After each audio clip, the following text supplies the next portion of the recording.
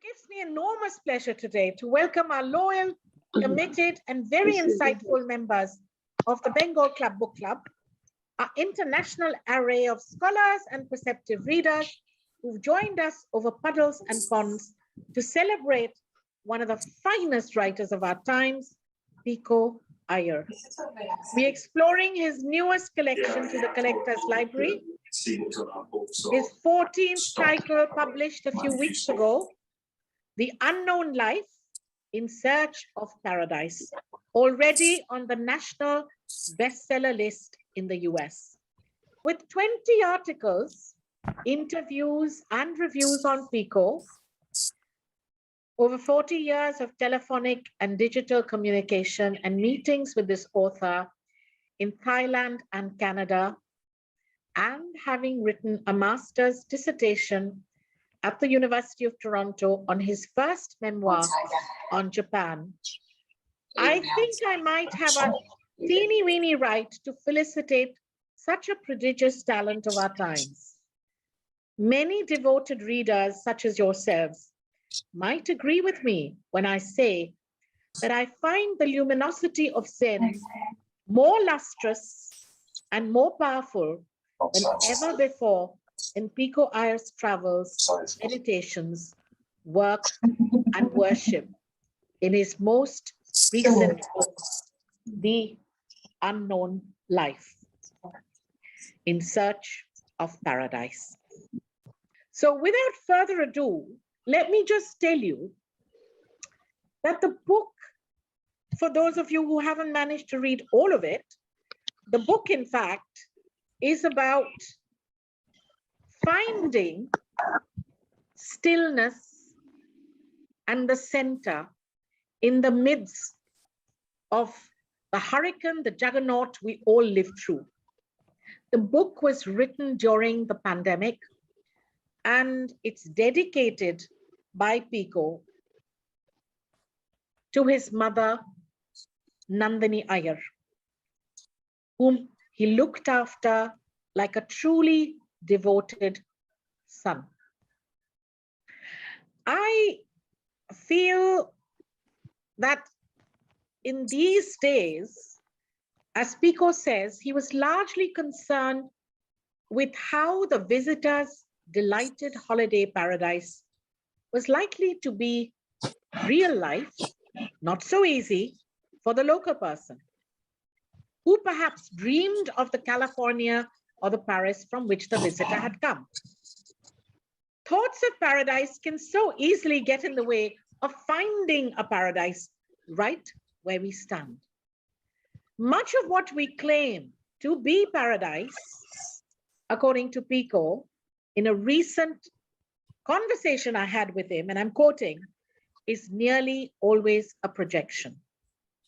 During the pandemic, all of us were living with death around the corner, whispering softly in our direction. And I longed to find what kind of paradise might be found in the midst of real life and in the faith that we have within ourselves, in the face of death. At some level, we all know that paradise lies within us, he says, in a certain way of seeing that translates into a certain way of being. That is why I have His Holiness the Dalai Lama at the center of this book, radiating confidence and joy as well as kindness in the midst of an unimaginably difficult life. But how can a sense of hope coexist with a strong sense of realism, as His Holiness exemplifies? That's why I didn't choose to inspect paradise through the lens of travel agent Arcadias, such as Bali or Tahiti or the Seychelles, all of which have been lucky enough to see. Only believe in a paradise that can withstand real life and is open to all. This book did very much arise out of the pandemic and out of the fact that Pico was spending most of the lockdown right by the side of his mother, who was entering her final seasons of life. Pico says she had been rushed into hospital in an ambulance, losing blood at a frightening rate, just 20 hours after lockdown was announced in California. I had flown back from our rented flat in suburban Japan to be with her through the next 15 months. What inner resources had I gathered or could I gather to bring to this extended goodbye? An earlier book, which he had written, titled Autumn Light, was on our table for the Bengal Club Book Club some months ago, about human climate change, the way so many of us are living longer than humans ever lived before, and therefore even longer with pain, confusion, displacement. A fate that surely awaits many of us, even as so many also deal with the challenge of tending to aging parents whom we don't always recognize, and they often don't recognize us. I have long believed, says Pico, since my second book, The Lady and the Monk, from 1991, which is my dissertation material and a book that I would recommend we all read, because it's about joyful participation in a world of sorrows. The reason why I mention his second book, his first on Japan, is because he has kept loyal and true to this idea about finding joyful participation in a world of sorrows. So when we look at the unknown life, which is up for exploration today, it is this thread that he tries to tie the entire sojourns he makes across complicated, complex battlefields such as Belfast, to North Korea, to Leh, to Kashmir, to Iran, to Sri Lanka, and to Australia. Pico is not your usual travel writer. If you're looking for where to eat and where to go to the best disco, you're in the wrong place. But he is a meditative philosopher who writes from the core of his being, from a place which is right deep inside of him. And what he shares is how to find that peace and that center. Hello, I am Pico, and really I can't tell you how thrilled and touched I am that all of you are discussing my book. And how sorry I am that I can't join you. Unfortunately, time zones and other circumstances got in the way of my being here in person. But it means the world to me that Julie, who's pretty much the most faithful and generous reader and supporter I could ever have, would be inflicting my book on you. Julie and I first made contact more than 30 years ago and 15 books ago, when she was writing in Singapore and I was in California. And then we extended our friendship when she was in Bangkok, and then she invited me to come and see her when she was teaching in Toronto. And now she's still writing about me back in India. And I don't think anyone has written about so many of my books, let alone with such kindness and enthusiasm as Julie. And for those of you who don't know, this strange book that maybe you've had to read came out of the pandemic. 20 hours after lockdown was announced in California in March of 2020, my poor mother, who was 88, was rushed into hospital in an ambulance because she was losing blood very quickly. And as soon as she came out of hospital, I had to fly through 3 eerily deserted airports from my little 2-room apartment here in Japan to be with her. And like everybody during the pandemic, of course, we were living very close to death. We were living in a state of uncertainty. We didn't know when or whether the clouds would ever lift. And also, I was getting months on end uninterruptedly at my desk with the chance to look back on my 48 years of constant travel. And so with my mother in the final months of her life, I was thinking, how can we find calm and contentment in a world that's always going to be difficult and full of challenges? How can we find paradise in the midst of real life and in the face of death? And so when I started writing about paradise, as you will have seen perhaps, I didn't write about palmy beaches and Bali or Tahiti or the Seychelles, idyllic though they often are, because what's paradise for the visitor isn't always for the local. And I think paradise shouldn't be based on circumstance. It shouldn't be based on just a sunny day or a warm climate or favorable conditions. The only paradise I trust is one that exists in the heart of difficulty and uncertainty and impermanence. And so, as you will have seen, I mostly concentrated on war zones or places of conflict because I thought any sense of calm and confidence and hope and inspiration I can find in those places is one I can really trust. Here in Japan, people often speak of life being a matter of joyful participation in a world of sorrows. In other words, sickness, old age, death are a part of almost every life, but none of them precludes joy, confidence, optimism. In fact, as I write, the fact that nothing lasts is precisely the reason everything matters, and I felt during the pandemic I should find my causes for gratitude and delight right now. The fact that I was still alive, my wife is still alive, the world hasn't fallen in quite as much as some people had feared. And that's the reason also I have the Dalai Lama at the center of my book, because I think of all the people I've known, and I've known him for 48 years, nobody has suffered more than he. He's been separated from his homeland and his people for 64 years now.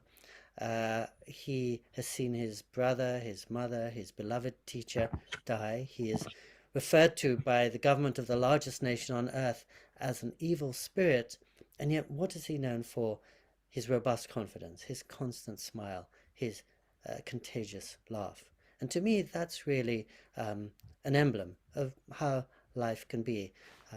It's never going to be without its shadows or its losses, and yet I think we can still find delight in it and refreshment.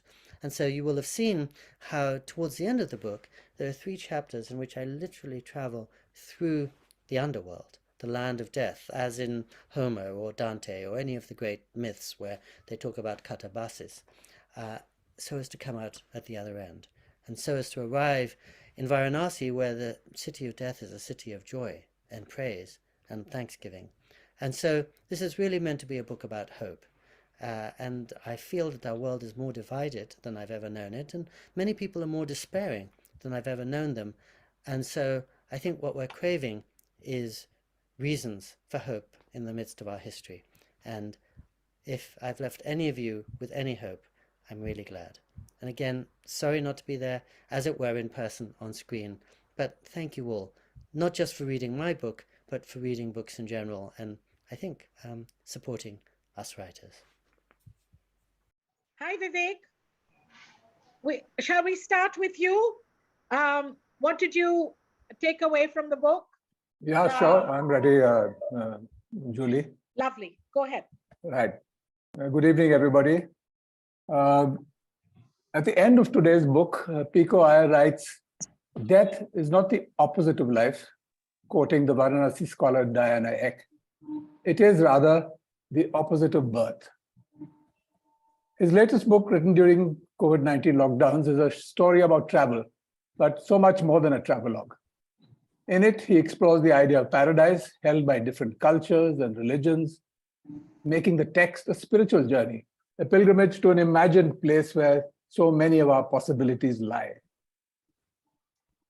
I'd begun to wonder what kind of paradise can ever be found in a world of unceasing conflict, and whether the very search for it might not simply aggravate our differences.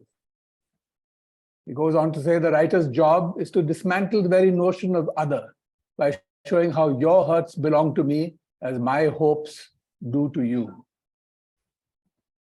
Menander or Milinda, who was an Indo-Greek king in 150 BC, who was converted to Buddhism by the holy man Nagasen, after a long and prolonged and intelligent discussion, which has been recorded in the Milinda Panha, the Questions of Milinda.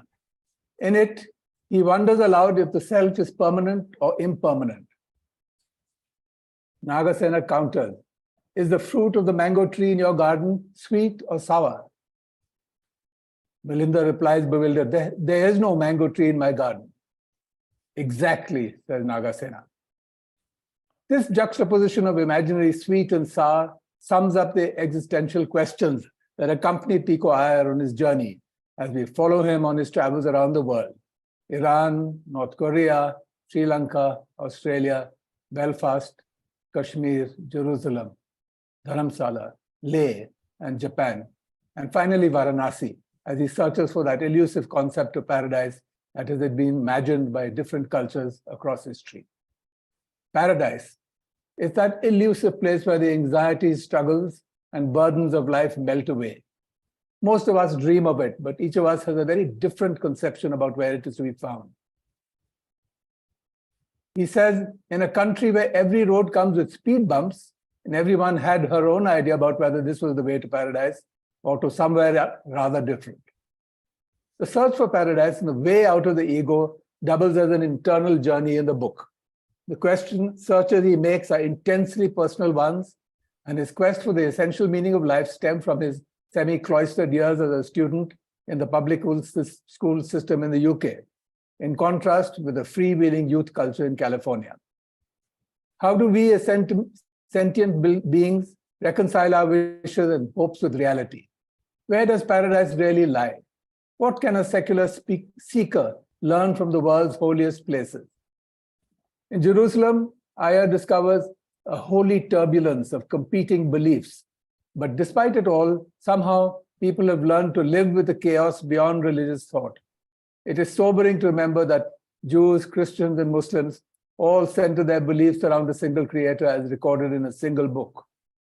Does religion lead us back to that promised Eden from where there is no sin, or only into constant contention? Again, one has to remember that the progeny of Adam and Eve led to a spilling of blood. Is that why so many seeming paradises turn into war zones? And does paradise exist only in the afterworld, or can it be found in here and now? In Sri Lanka, he visits Adam's Peak, which Christians, Buddhists, and Hindus claim holds special significance, but remarks that political violence undercuts its idyllic pretensions. The idea of paradise, he says, seems to move people to be not kinder, but more reckless. He does not reach a definitive conclusion, but he begins to accept that the search for a peace leads to the place within. The half-known life ends in Varanasi, with the fires of funeral pyres burning around the clock. His random wanderings in the city come to a standstill, with the image of a single candle burning in a dark alleyway, and muses that maybe the light it sheds is all the tranquility that your soul requires. I decided that I would no longer seek out holy places in a city of temples, he writes near the end. I would just let life come to me in all its happy confusion and find the holiness in that. Thank you. You've opened up so many vistas for us, Vivek. And since Pico is not here, the best that I can do for you is to revisit the conversation I had with him a few weeks ago when the book first came out. And he says, I'm not a Christian or a Buddhist or a Muslim. So when Vivek spoke about finding paradise, it was not a religious quest for him. It's more a spiritual quest in the midst of this crazy juggernaut of a world. But he says, I find myself deeply moved by the tiny candles in the Church of the Holy Sepulchre in Jerusalem, by the unstinting care and realism of His Holiness, the Dalai Lama, by the call to prayer and the mosques and the shrines I have been lucky to visit in Damascus and Mashhad, the heart of so many religions and so many religious traditions.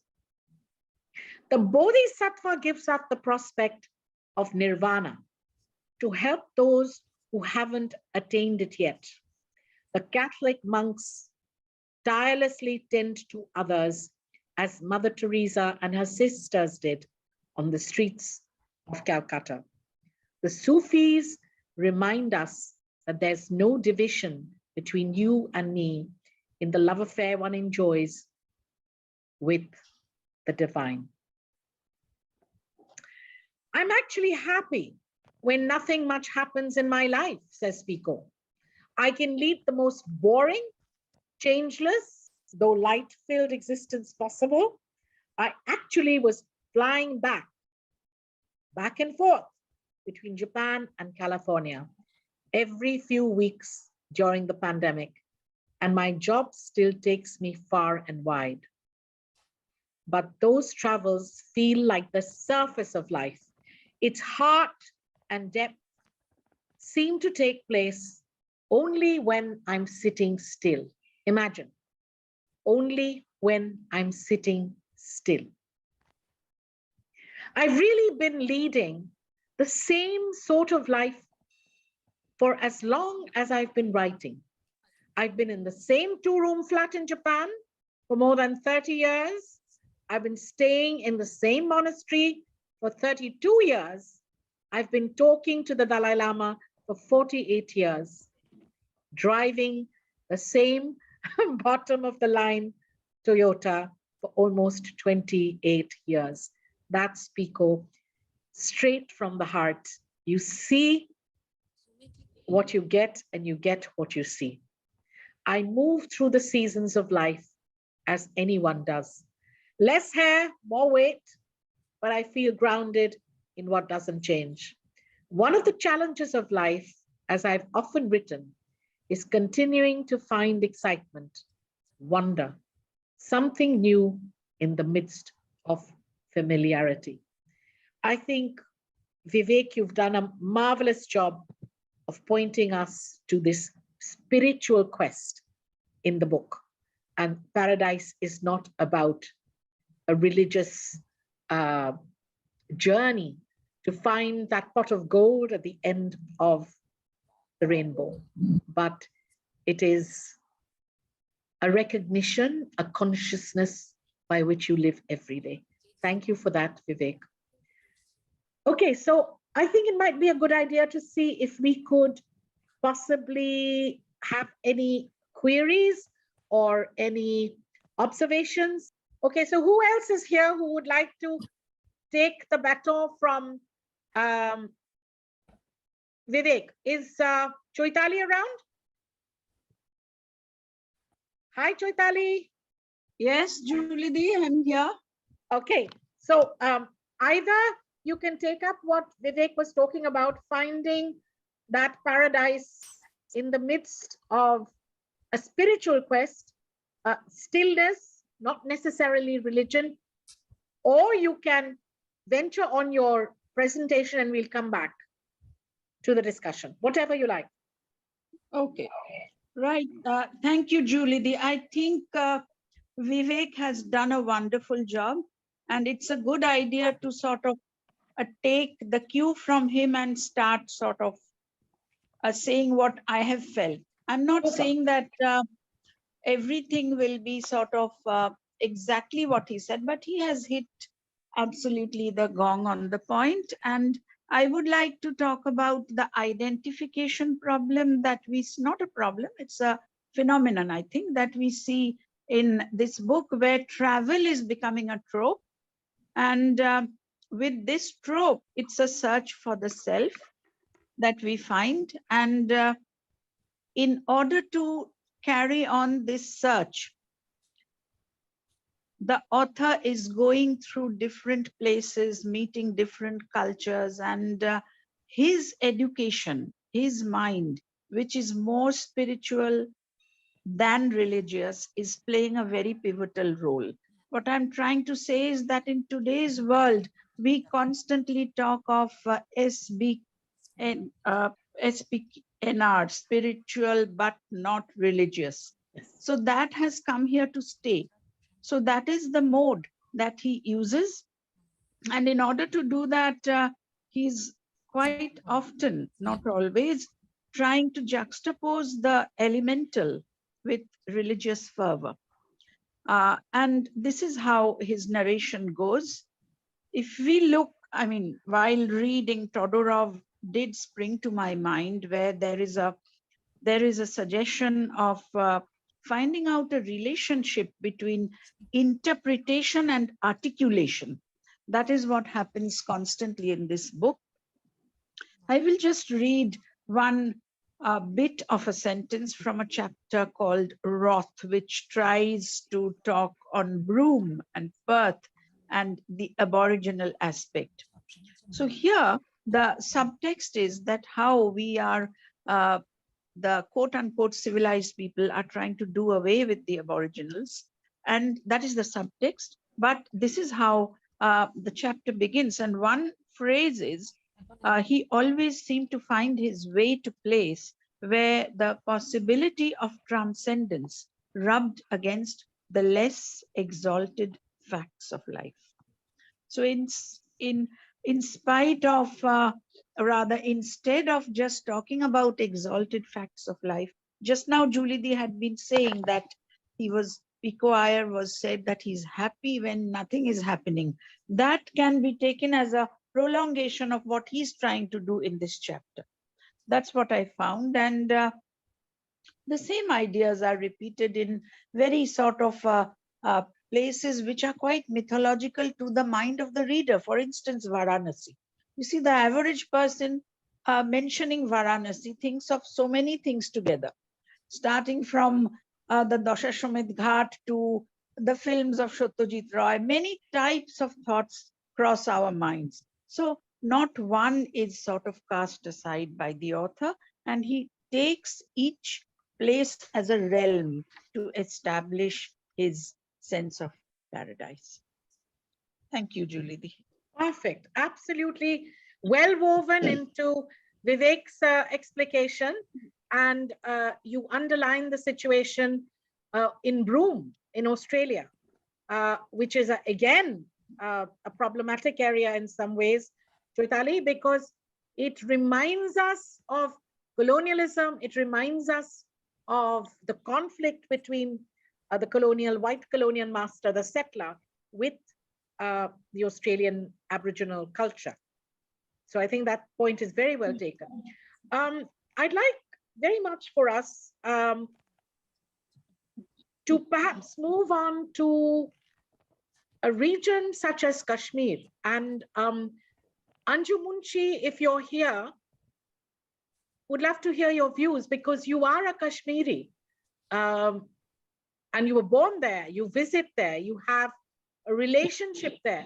As you know, all of you who are part of our book club and very kindly tune in and participate every month, it's never a hagiographic enterprise, but it's balancing as a reader what you think struck you in the positives and the negatives, or not so clear and very lucid. So Anju, go right ahead. After Dr. Choitali, let's see what you have to say. Thank you so much, Julie, and good evening to everybody.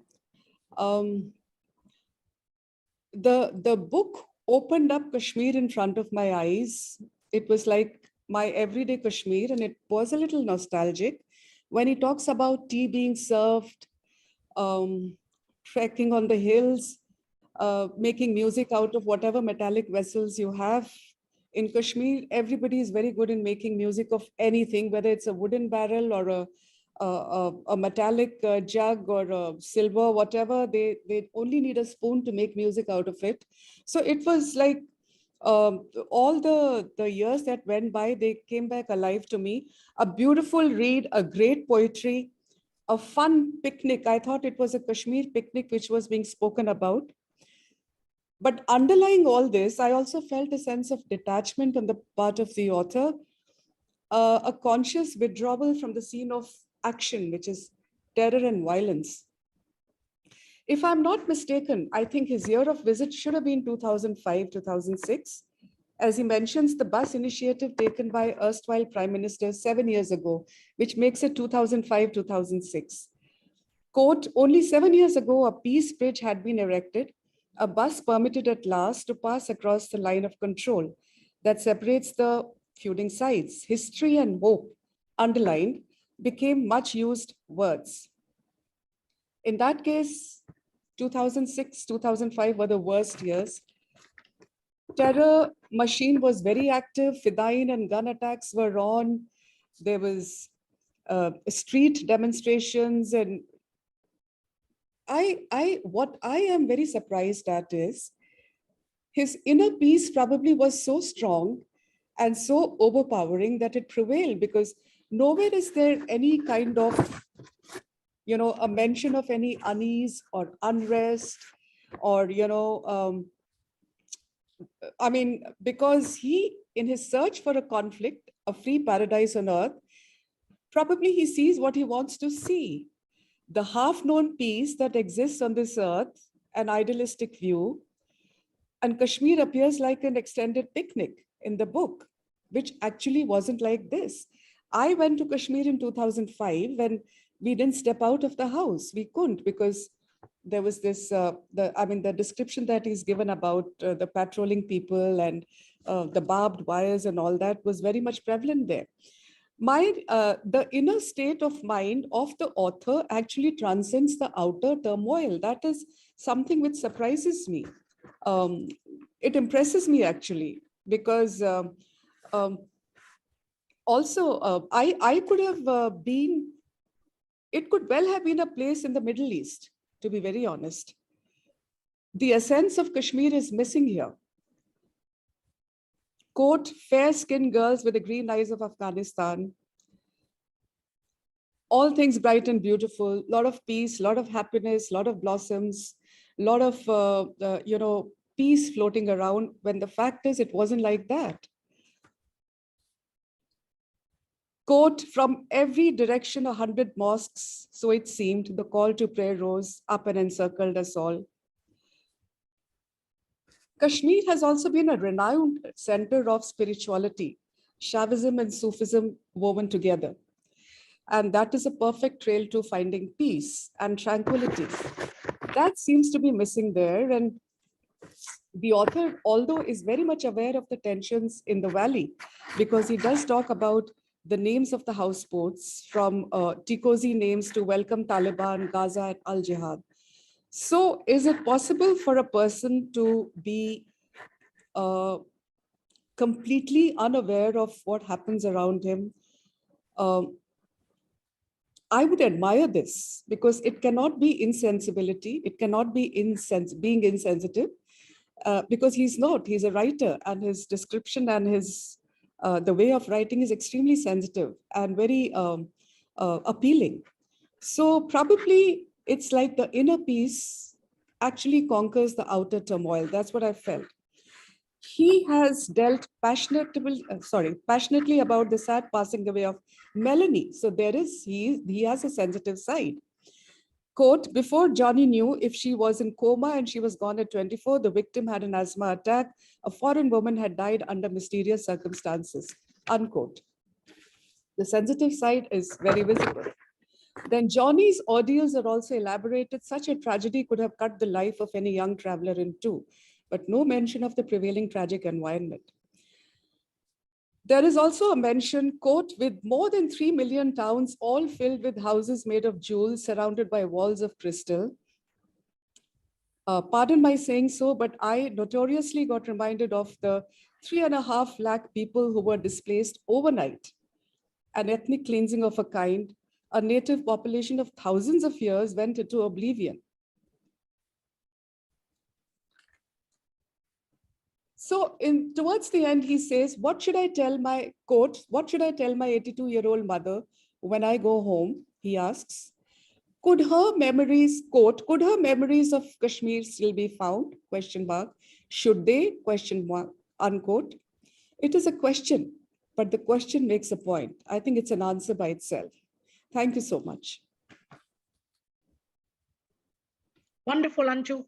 To see that you could delve in there and as objectively as possible, pit what you have read against your own lived experience. I think that makes it a very rich exposition of how you are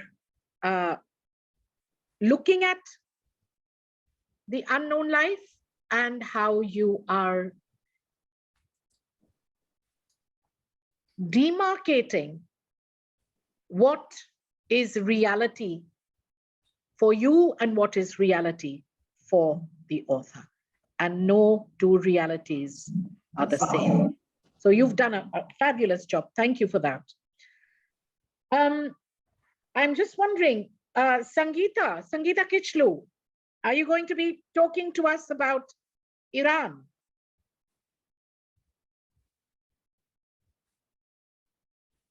Sangeeta, are you there? Yeah, sorry, Julie. Hello, can Hi. you hear me? Yes, we can. Okay, actually, I've been traveling and I've just entered the house. And do you want me to give you a few minutes? We can. No. Okay. I can speak. I haven't written anything down, but yes, I would like to share a little bit on what I made of, my the Iran side of this book and my own first-hand experiences of Iran. Now, I've just been listening in the car to both Vivek and Anju. Now, Iran, okay, it's a place that I visited about 20 or 30 times. I love it. And people wonder why I do. And I think what I could not express, Pico Iyer so beautifully has. Because anybody who can see just beyond the obvious, this Ayatollah Khomeini revolution of the 1970s, which radicalized or forcibly radicalized Iran and made it the Islamic Republic of Iran, is not really what Iran is all about. And this is evident in the way he, one second, my eyes are so bad. I wanted to read a few excerpts. So everybody thinks that Iran is radical, but there are people living within and outside who keep on coming back to Iran, like Ali the driver. And he was spiritual. He was a spiritual man. He believed in Islam the way it's supposed to be, and not the way the clergy, the clergy and the current government interpret it to be. And it's very obvious that the current politicians are just using religion to further their own interests, political interests.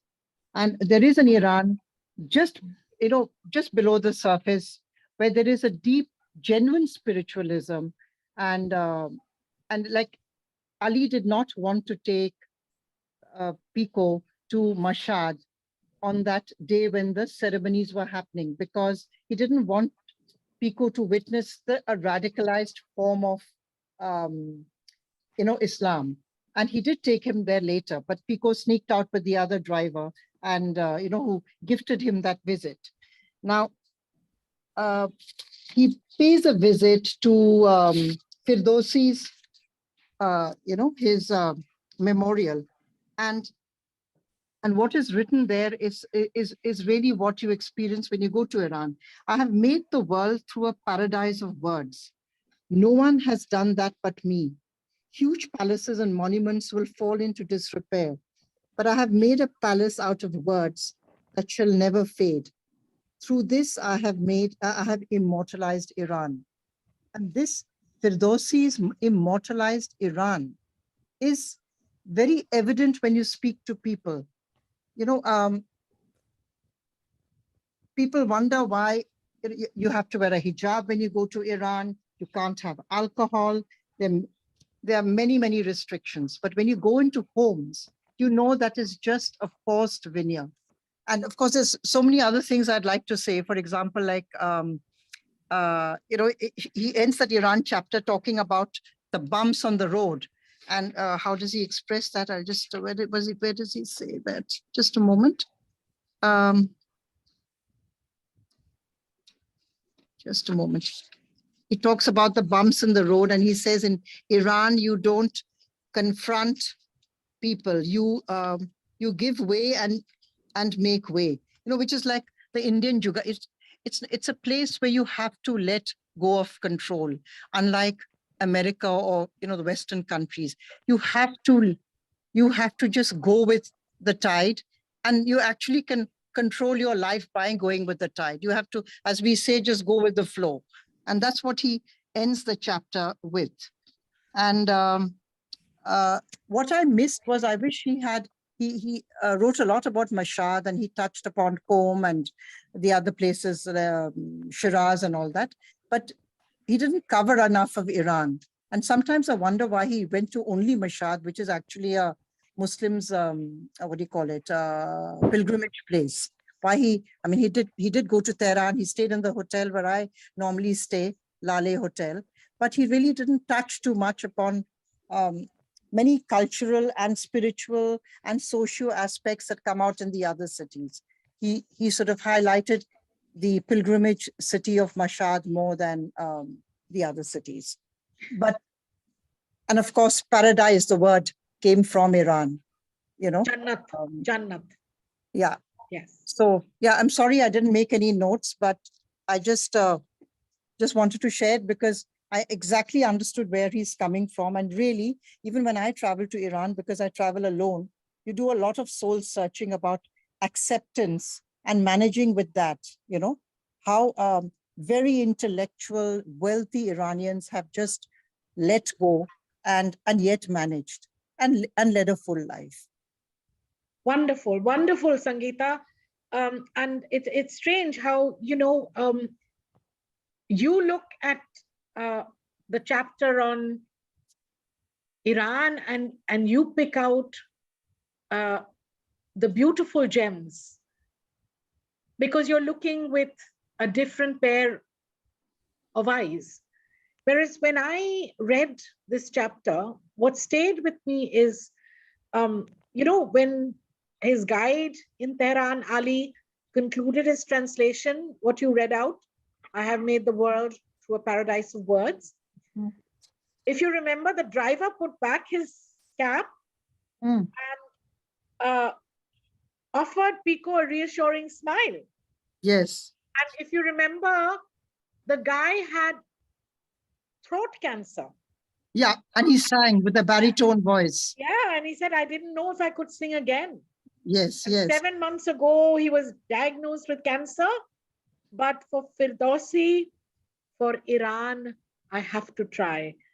So I think that, you know, it's quite wonderful the way Pico submits to whatever is coming his way. As you point out, in Iran, you let life flow. You give way and to get by. Yeah, absolutely. Thank you so much, Sangeeta. Welcome. Actually, it was so much more I'd made notes, and I thought I'd make notes, but no, this is fine. I mean, this is straight from the gut, and if you've been there 30 or 40 times, Iran must be a place in your blood. And you know, Firdausi also says that you know, it talks about different religions, and when you talk about it, it's only dividing. Yes. And when you transcend it, there is no religion. You know, True. And these are all Persian speaking. It's basically Iranians are basically Persians, and Iran is a thing of the last 30, 40 years only. Yeah.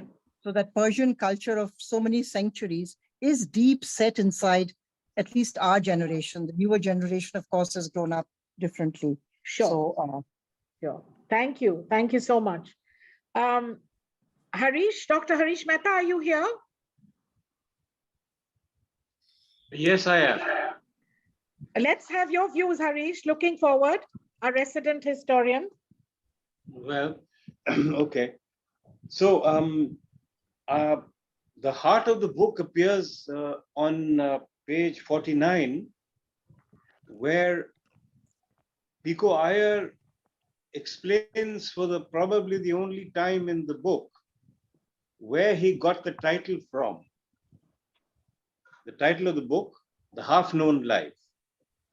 So Pico quotes Herman Melville, the author of Moby Dick, the classic. So in The Soul of Man, Herman Melville wrote in one of his terrifying flights of prophecy in Moby Dick, there lies one insular Tahiti, full of peace and joy, but encompassed by all the horrors of the half-known life. And that's a quote from Melville. Cast off from the protected world, he'd gone on, and thou canst never return. So now Pico, in his words, is now explaining his title, his overall thesis, his overall idea underlying his book in the next paragraph, where he explains that, but the half-known life is where so many of our possibilities lie. In the realm of worldly affairs, it can be a tragedy that so many of us in our global neighborhood choose to see other places through screens, reducing fellow humans to two dimensions. On a deeper level, however, it's everything half known, from love to faith to wonder and terror, that determines the course of our lives.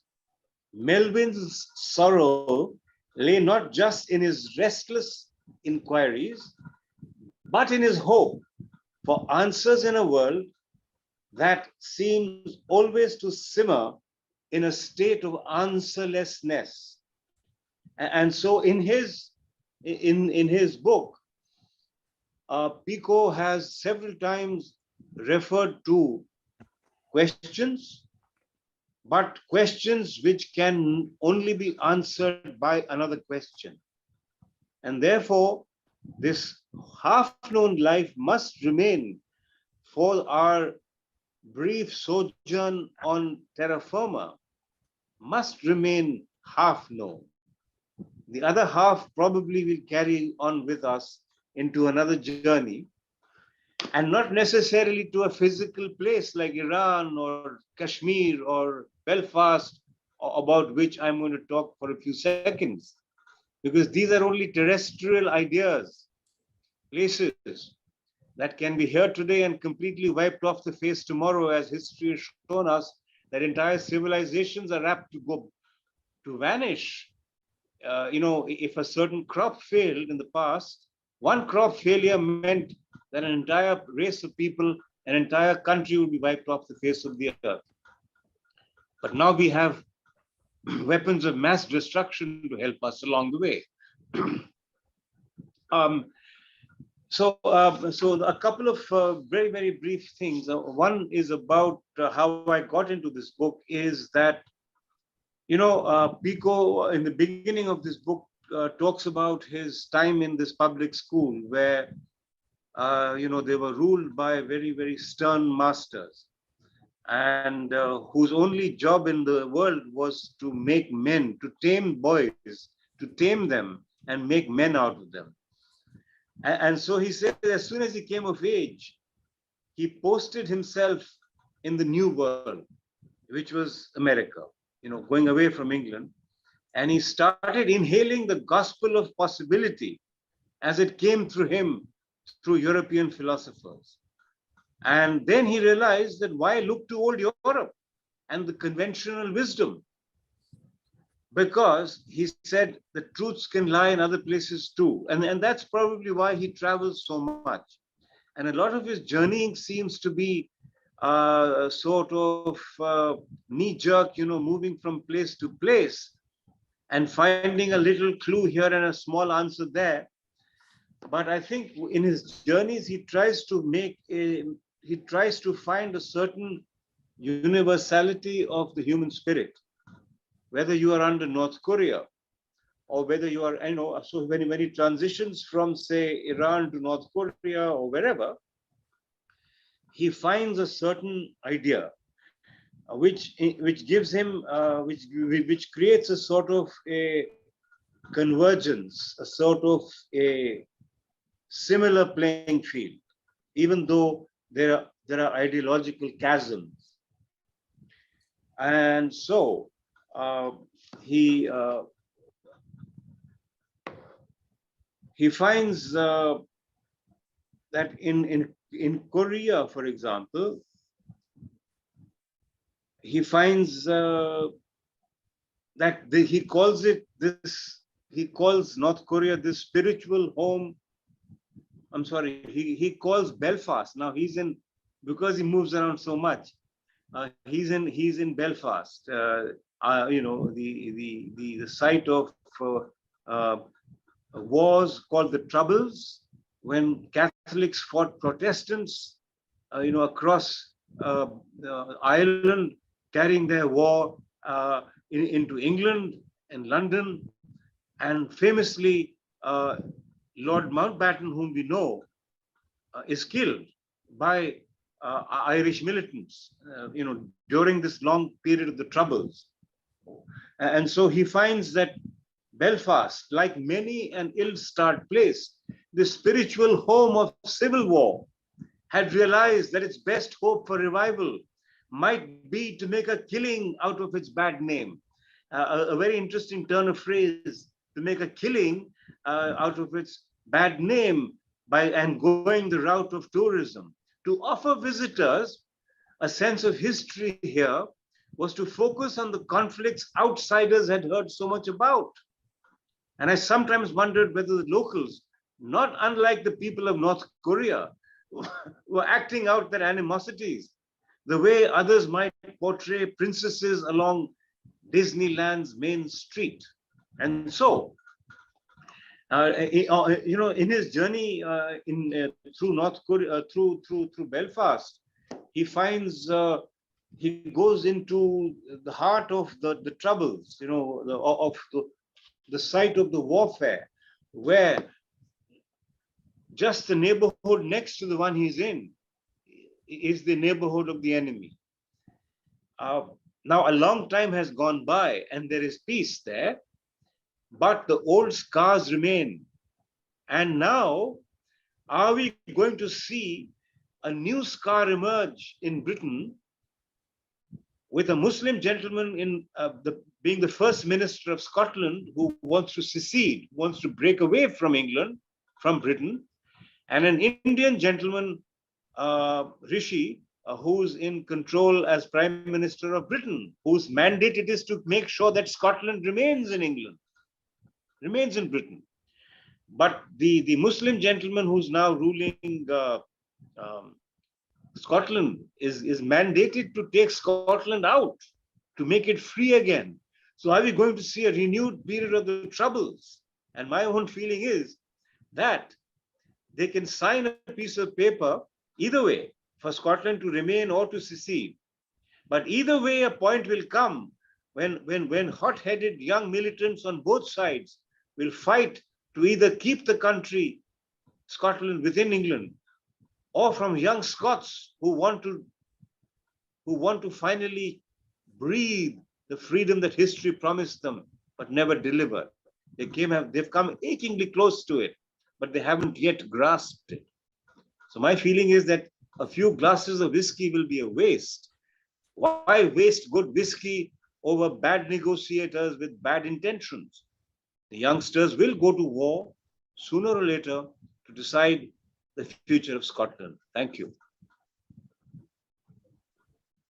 Engaging as always, Harish. Thanks for shedding the light on Belfast, which is, I think, the Sinn Féin and all that during our formative years in universities we have seen so closely. And for Pico, who did his bachelor's and his master's in Oxford, England is also a very well-known and a close part of his development. Thank you for that, Harish. I was wondering if Dr. Paramita Mukherjee Malik is here. Would you? Yes. Yes. Paramita, go right ahead. Yes. Thank you. There was a paradise moment today. I was waiting for this book from Amazon, and it came at 3:15, and here I am for the discussion. Thank you, Julie, once more. I just loved the first quote which Pico Iyer had given, and I want to read that out. It's from Henry David Thoreau.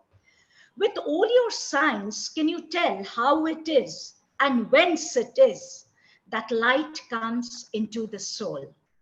So I just loved this, and I'll be talking about the chapter, The Morning of the World. So he gives a beautiful description about Ladakh and Leh, and I won't go into the details, but where he says again, if kingdoms in the Himalayas seem to belong to an earlier time, that may be in part because their citizens have never lost a sense of living within a field of spirits far beyond our reckoning.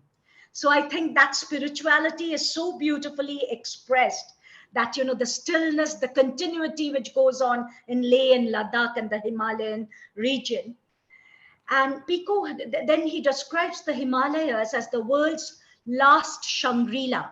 And as we know that Shangri-La means a remote, beautiful, imaginary place, like where life approaches perfection.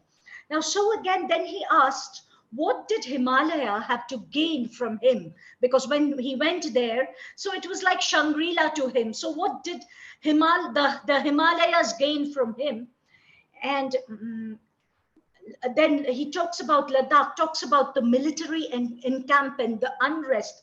But yet, Iyer says, every summer, the most rigorous spokesman for peace, the 14th Dalai Lama, visits Ladakh to remind fellow Buddhists that paradise can be found only in the middle of what's around us. So Shangri-La exists exclusively in the imagination, Dalai Lama says. Real life can offer us pleasures that fantasy leaves out.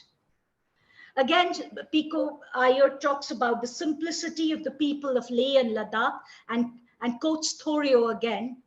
A man is rich in proportion to the number of things which he can afford to let alone.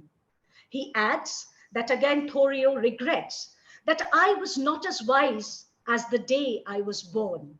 So again, simplicity comes in, again, spirituality comes in. Thoreau had brought the great texts of the East, like the Vedas of the Hindus and the foundation of Buddhism to America. And here again, so he talks about Thoreau again and again. When he talks about Dalai Lama, he talks about the Himalayas. Iyer relishes the freshness, the undistractedness in these Himalayan spaces. He feels that in Ladakh, the entire society seems to be suggesting that progress meant continuity and remoteness could make for a kind of intimacy. Then he moves on and Pico then says that Dalai Lama, he comes to Dalai Lama, and like Julie said, that he has interacted with Dalai Lama almost 48 years. And so he talks about Dalai Lama when he says, Dalai Lama says that no physician can save us from sickness, old age, or death, but can help to ease some suffering. He feels that he is a doctor of the mind. Iyer said that he had never heard Dalai Lama speak about paradise or nirvana, Such ideas could only be a distraction from the possibilities of real life. When anybody questioned Dalai Lama what to do if he has been disappointed in some dreams, Dalai Lama answered that pursuing an unrealistic dream was an insult to reality as well as to dreamer and to dream. Last but not the least, I'm a very positive person, and so are you. I loved the ending of this chapter where he gives a very positive note where he says he was traveling with a driver all around Leh and Ladakh, and the driver did not know to read and write. But again, his son was sent to a private school in Delhi. So when Pico Iyer was there, the son came along. And we look forward to our future generations. And if they are rooted to their origin, rooted to their culture, I feel that is a beautiful positive note where Pico Iyer says that the son was along with them. And sorry. And he points out that the son, when they stopped at a temple, ensures that he circumambulate in the right propitious direction. It was again the son who he threw himself down on the ground in full prostrations before every Buddha. It was again this urban, worldly wise son, when they stopped for lunch, insisted that they eat temple-sponsored restaurants. In his summer vacation, the son visits nomad camps of his ancestors.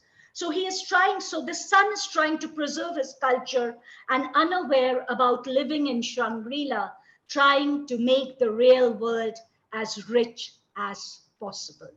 So here I end with this positive note. Thank you. The queen of positivity. What a nice unpackaging of culture, of identity, preservation of culture, and the legacy that the younger generation might take on with them. Thank you, Paramita. Thank you so much, Julie. I'll take your leave. Sorry, yes. All of you. Yes, I'll take your leave. Thank you so much. Thank you. Urmi Sinha, very interested reader, very interested in books, all things literary, but is actually chemical engineer. So we always get a different perspective. Urmi, are you there? Yeah, what I wanted to say is most of you have already covered many things. I'll try to cover the part which is like with respect to Jerusalem, Iran, and Ladakh. I found certain things, which are in common. So I would like to just point out those factors which I've observed. Now, all the three places I find they have a very ancient civilization. Ladakh is actually coming under the centuries-old Silk Route, where their trade flourished and cultures intermingled. Jerusalem has a long history of Christianity, Judaism, and Islam. Iran houses the Imam Reza holy shrine in Mashhad, more than 1200 years old. In all the three places, devotees have had their faith in the spiritual beliefs and traveled from all over, asking for the Almighty to relieve them of their misery and pain. Author was at Mashhad when 5 million people had congregated on the birthday of Imam Reza, who had been killed 1200 years back, and they believed that the Imam's blessings will relieve them of their woes.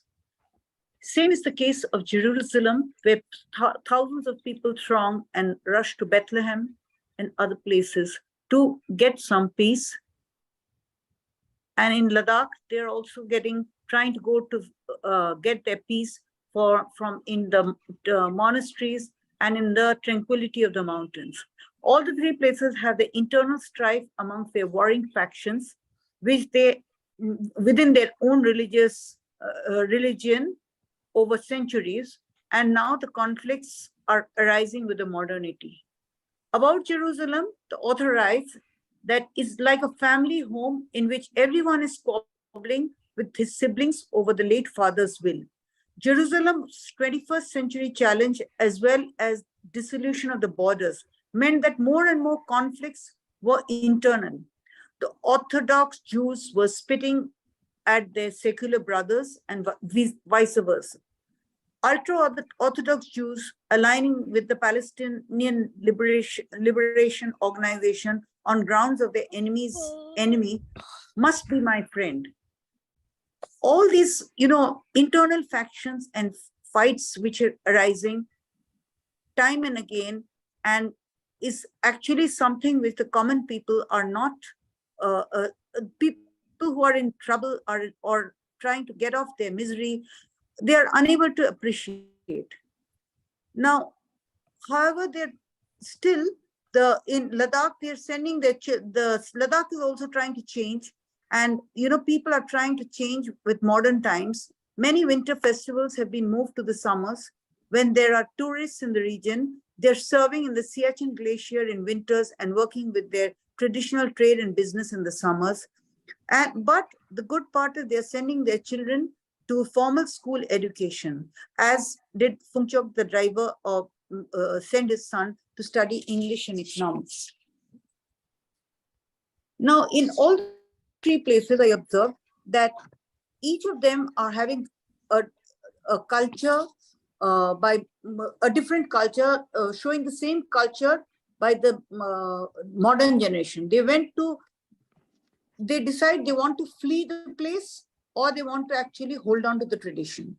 Now, the question is that in all these three places, they are actually sort of the traditions.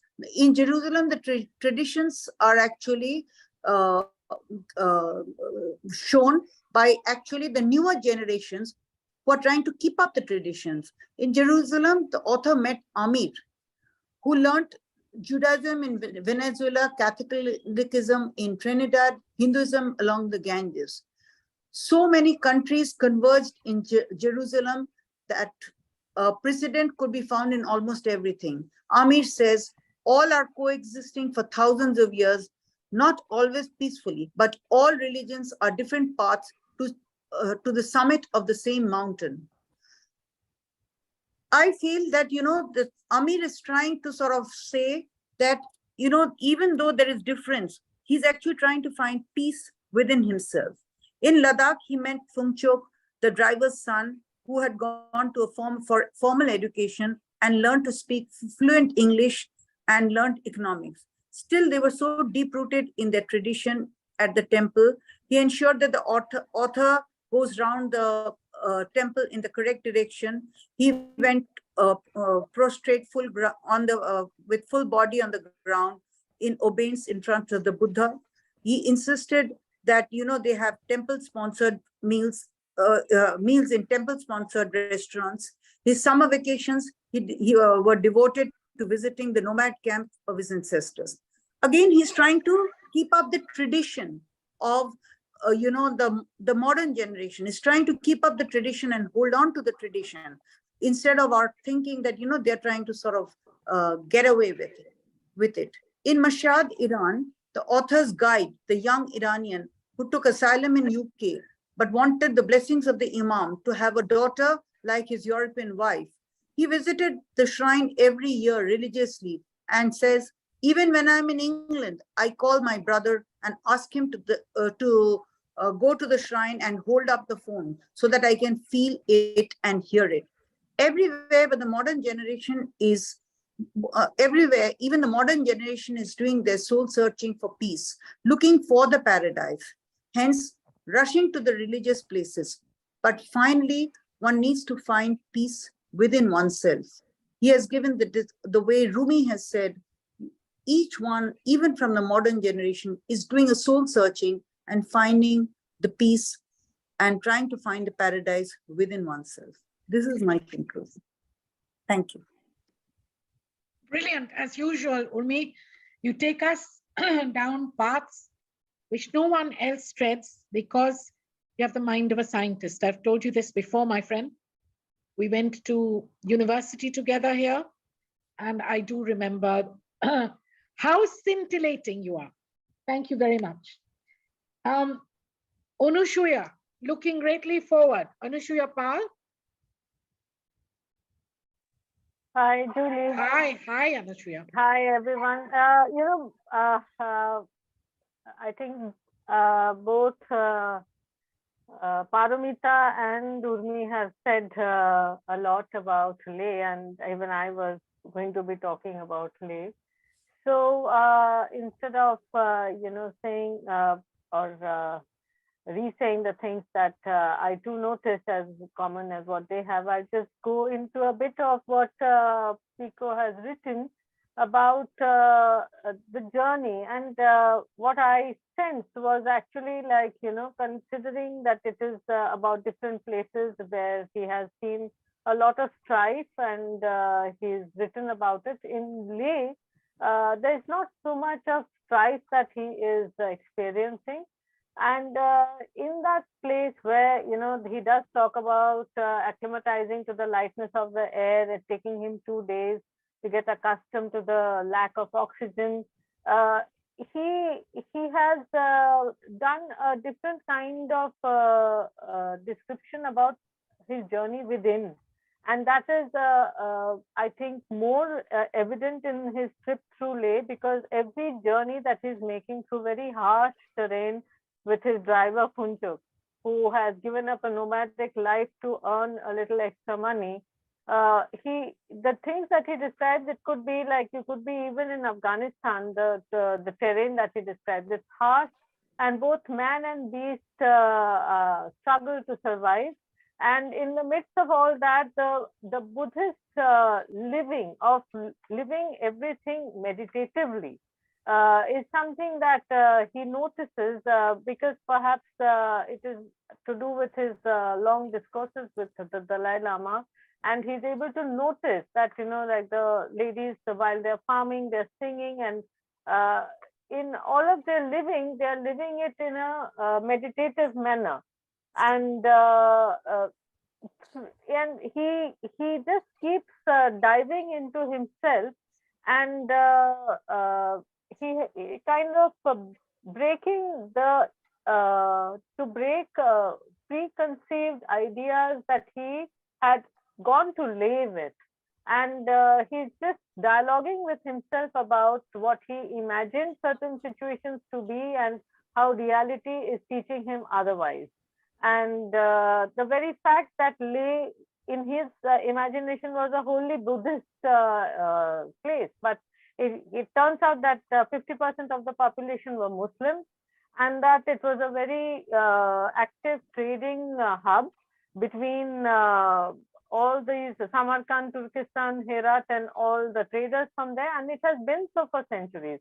So the fact that the Dalai Lama is trying to bring all these remote Himalayan places a bit onto the map and get them a little connected to modern life is also helping the case with Pico Iyer writing about it, because otherwise we all have foggy ideas about remote places like Leh and Ladakh. And the fact that the Pirates of the Caribbean, which released in 2007, I believe this excerpt was also penned in 2007. So it shows that, the internet has given them connectivity, put them on the page, but yet they are still in touch with a very ancient way of living, where man and soil and man and environment are not really separate. And these are very Buddhist concepts of, dependent origination, which he talks about, because dependent origination is like, I do not exist till you see me, and therefore they recognize each other a lot and respect each other to the degree that they even pray for the insects. The insects are dying in large numbers, so the priest has gone to pray for them. So the reincarnation, rebirth, and the fact that you could have been a dog in some earlier life or an insect, and all of it is one. That sense of all being one comes out pretty clearly. So I think I will end here, because much has been said about the rest of this sojourn of his through Leh. So yeah.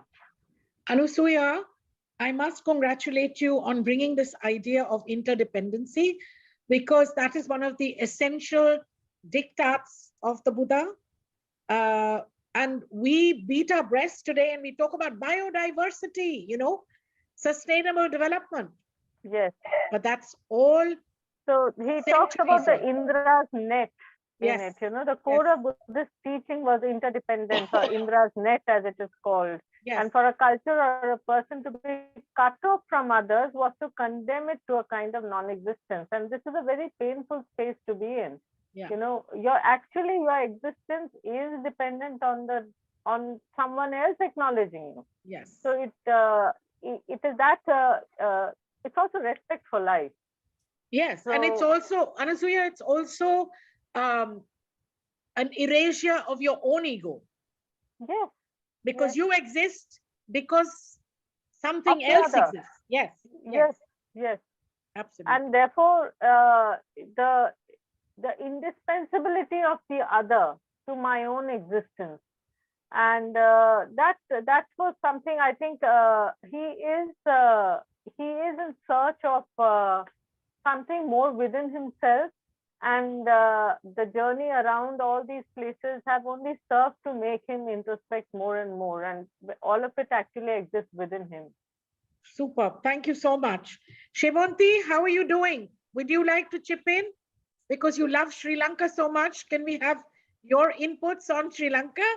Good evening, ma'am. Good evening. Our librarian, our treasure at the Bengal Club. I hope I'm audible, ma'am. Yes, much better. Okay.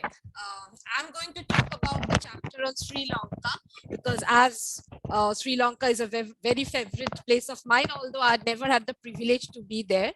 The chapter, A Lotus in Mud, begins amidst a stormy night in Colombo, where the author had gone for a short stay. At the very outset of this story, the author establishes a link between the turbulence in nature with the prevailing turbulence in the political scenario of the island. The very next morning, as the sojourner walks out of the hotel, he is welcomed to this beautiful island by a glorious stretch of green running along the sea. Across the lawn, he meets a toddler with a pink balloon and children flying kites in the midsummer morning. This apparently peaceful surrounding is suddenly disturbed by the hovering helicopters above them. The author powerfully juxtaposes the world of power-hungry humans along with the world of innocence, as a child symbolizes innocence and simplicity and peace. And the helicopters and the armed soldiers posted between every palm tree, indicating disorder and conflict in the world of adults.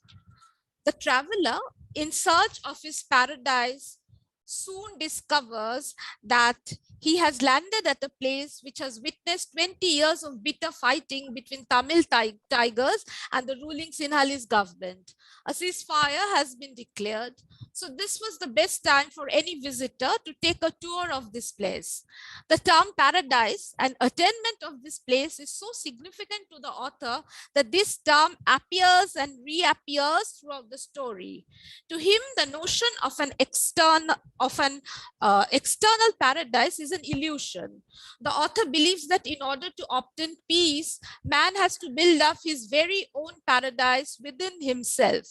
Among all the conflict and chaos reigning in the outside world, a true peace lover must find out his own way of achieving contentment.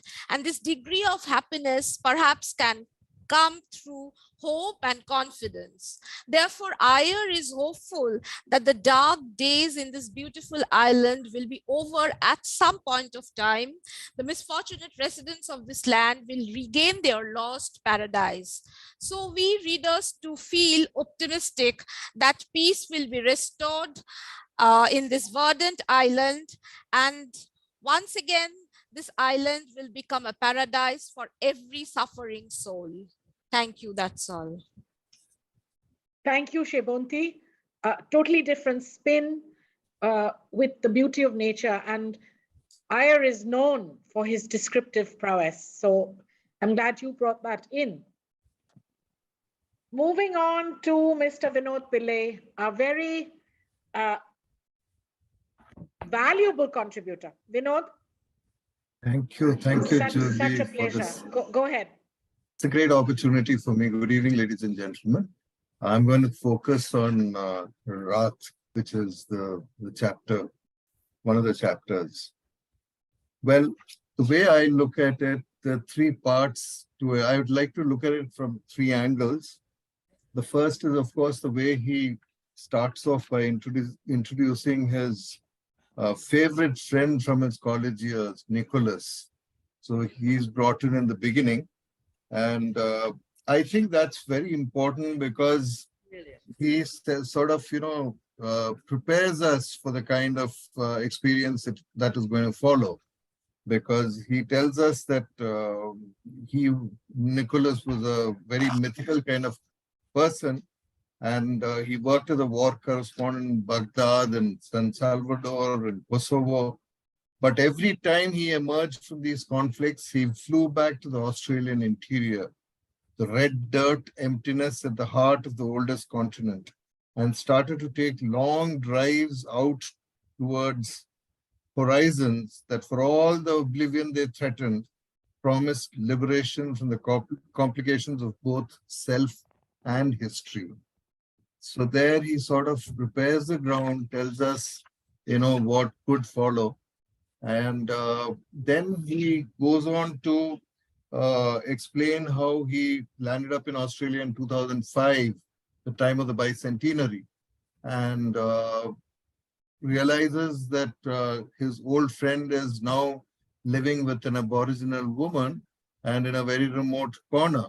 So Pico Iyer goes crisscrossing the continent, and there he talks briefly about his experiences everywhere till he finally lands in Rome. Now, while he's going all over Australia, he talks about how, urban Australia was so very different and inner Australia was completely different from it. He says, I quote, the red rocks and canyons of inner Australia breathed with an intensity, a sense of the ancient that I had found in no natural landscape before. I couldn't say it was paradise, but more, a different kind of reality. And what gave it its fascination was that the traditional owners had never lost contact with their gods. Inner Australia lived in a language few of us could speak. So we come to understand how he, found Inner Australia very different. And then we move on to Broome. Finally, he lands up in Broome. And it's a fascinating story then on, because there's a lot that is unsettling. And he himself says that visitors get lost in Broome, I heard, or lose a grip on themselves. So he goes on to tell us that you have notice boards full of warnings, roads closed for 3 months, up to 20 cyclones a year, alerts about box jellyfish stings, the widespread presence of the common death adder, the desert death adder, water pythons, and venomous serpents. So this is the kind of picture that he paints of Australia, that part of Australia. And while, yes, he briefly also mentions that around 1883, the biggest pearl was discovered there, and then shortly thereafter, Broome used to account for 80% of the world's trade. And he says what is less known is that there was a big price to be paid by the Aboriginals, because there are a lot of bodies that were discovered later, mutilated, all that. So he just goes there, and then he starts describing Broome and the kind of experience he's had. And what I found there was Pico as an adventurer doesn't seem to be too comfortable there, because the experiences are very tough, and he's just going through it. And in fact, right at the end, we get an idea of what has been happening to him. So there he takes us through his frightful experience of a stormy evening when he's trying to find his way back to his motel while a group of strange figures follow him.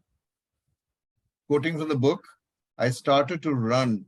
When I got to my little room, I bolted the door behind me, and out of breath, dialed a number I knew by heart. What is it? Worried my wife, thousands of miles away in Japan. Wasn't expecting you to call. I just need the sound of a familiar voice. Then, outside, the downpour began, like something from a biblical prophecy. A few hours later, electrical storms above the mangrove swamps began offering illuminating flash pictures of the clouds. I was in the presence of something immense, I knew, and nothing I could begin to control or anticipate. This proposed land here reminded me that I, illiterate here, could remain only an intruder. When I opened my door next morning, just a crack, the wide open spaces all around seemed thick with energy, alive. This reminded me of the old man and the sea, and that kind of, when one confronts nature in its raw form, and you feel so puny, so helpless. But Pico doesn't tell us what happens to him, but as a reader, I would imagine that finally all this is going to, allow him to go inside of himself. And that's probably the reason why he's put this kind of place in this book. Yeah, that's it. I mean, that's all, Julie. That's what. Wow, that was, that really, I think, touched us in a unique place. And I always think when I read that part in Broom, what fear does to you, what terror can do to you, being followed probably by a bunch of, I'm guessing, he doesn't say, Aborigines following him.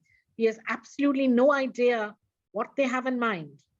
And this clash of cultures, which is like he encounters in front of him, face to face, that makes him think on another level. Is peace possible when you're in that kind of confrontational space? So I think you've all done a fabulous exposition. Raka says, it was lovely to hear everyone. And she has to go. Thank you, Raka. We missed you today. I think if Dr. Chris, are you still here? Chris Marsh? Yes, I see you are. Yes, I'm here. Hi, Chris. Would you like to respond, or would you like to say anything on the subject? We'd love to hear. Yes, thank you. Yes. Well, thank you. I won't say very much because I've not read this book, but I will now read the book. Having heard what everybody has said about it, it's obviously a very special book. Yeah. It's not a book that I would have been drawn to without this meeting and hearing what people had to say about it, because as an environmentalist, as you know, that's my main sort of identity. I have a very great tendency towards disapproval. And so the idea of this author flying around the world, he's on a plane all the time, going to this place, come back again, another place, over and over. And obviously, as we all know, flying is one of the things that's exacerbating climate change because of the carbon that's given off. But the contrary thing that suddenly occurred to me was, one of the things that worries me most about the planet is the difficulty we have with actually engaging with it, to actually be in touch with the planet and seeing what's happening to it, this place, this paradise that we are privileged to live in, this wonderful place which in many ways we are putting under threat, both climate change and the loss of biodiversity. But one of the biggest threats, in fact, particularly perhaps for younger generations, is how everybody is disappearing online. The internet has become a lot of people's reality, more than the actual physical earth that we live in. And of course, there's a carbon danger with that, because it's been recently emphasized. It's something that I have known for some time, but the carbon cost of the internet is colossal. It's actually possibly bigger than the cost of flying, because of the servers and the expansion, and more people that are streaming, their music, their videos, their conversations, their interaction is more and more on the cloud and the servers, which are giving off all the carbon dioxide, which is a bigger threat than flying. So it seems to me that there's a struggle there in terms of the, I want to sort of withdraw my disapproval of this particular traveller, because I love the idea that he's secular but spiritual, and everybody who seems to have said how that manifests in the way he experiences the places he goes to. So the question is the balance. Perhaps it's better for us to fly and experience places and experience people in these places, particularly if you can become intimate with the people there, go into their homes rather than be necessarily influenced by their politics and the struggles and the big things that are going on. That we need that to happen. We need people like this author to travel and take us to places that we then can experience through a book. And a book is something that, obviously has a carbon cost, but it's not huge like the internet. Yes. We can safely and innocently and feel okay about reading a book which takes us to this place. It's kind of the best of both worlds. Yes. We are not doing the flying, and we're not being absorbed in the internet and giving off all the carbon from the servers and so on. So, I mean, I want to thank you all, because I was struck by how very different each contributor's experience was of this book. Not just the different places that they went to, but the different interpretations they made of this particular spiritual traveller's insights. So thank you. I will definitely read this book now. I have been inspired by all that you have said about it. Thank you. Thank you, Chris. You brought a totally rich picking to our discussion, especially about the carbon footprint, because I think that's something that Pico has also been very concerned about. If you are looking at the issue, it's a trade-off. But I think in between flying and using the internet incessantly, the book is possibly the best option. And there's always rupture and rapture with information and with getting in touch. But I think you've made a great point. I think we'll all take away from what you've said. So thank you again, all of you. And really, I think Pico will be very pleased if he has the time and makes the time to hear what we have said. Leaves us in a happy frame of mind. Vivek, did you like the message? I thought it was wonderful. Yeah, and he's brought us back to what he was really trying to do. Yeah, wonderful hearing him speak. Yeah. Thank you so much. Urmi, a lot of things that you said, the issue of hope, it blossoms eternally in the human breast. And I think all of you mentioned that it's a generational need to preserve tradition, preserve culture, preserve light. So hopefully I have been able to convey to you how honored I am every time we meet together and share the essence of the books that we read. Thank you, Choitali, Anju, Vinod, Vivek, Urmi, Arisuya, all of you. Thank you for being here. Chris, thanks for dropping by. And we'll be in touch with all of you. We are doing things a little differently. On the 25th of April, we're doing something called Wild Things, and how wildlife has prompted several members to write books about their childhood, their encounters, and also to share our stories together. It'll be a live event. We will have hybrid. So Vivek, you're very invited. Vinod, you're invited. Chris Marsh, absolutely. Ripandi, Paromita, all of you. And I'll be in touch about what you can share at that forum. So thank you, everyone. Thank you. Thank you, Julie. Thank you. Thank you, Julie. Lovely evening. Thank you. Thank you so much. Bye for now. Bye. Bye.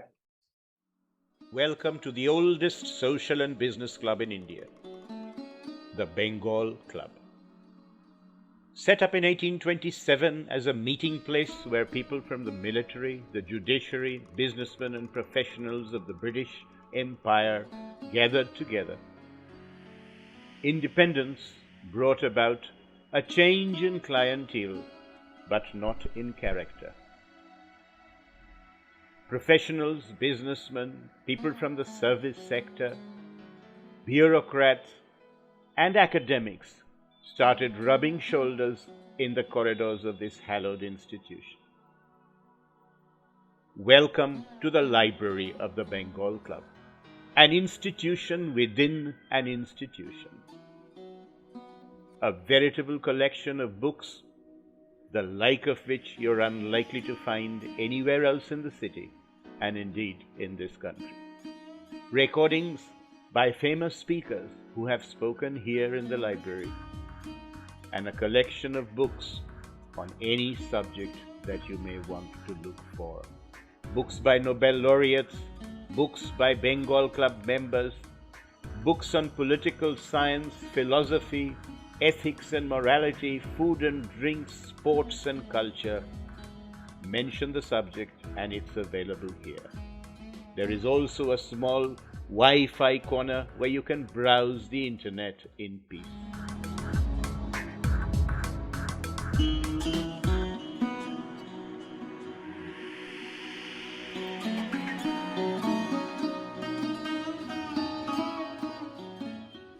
They say there is no subject under the sun. If you're looking for a book, you will find it on these shelves of the Library of the Bengal.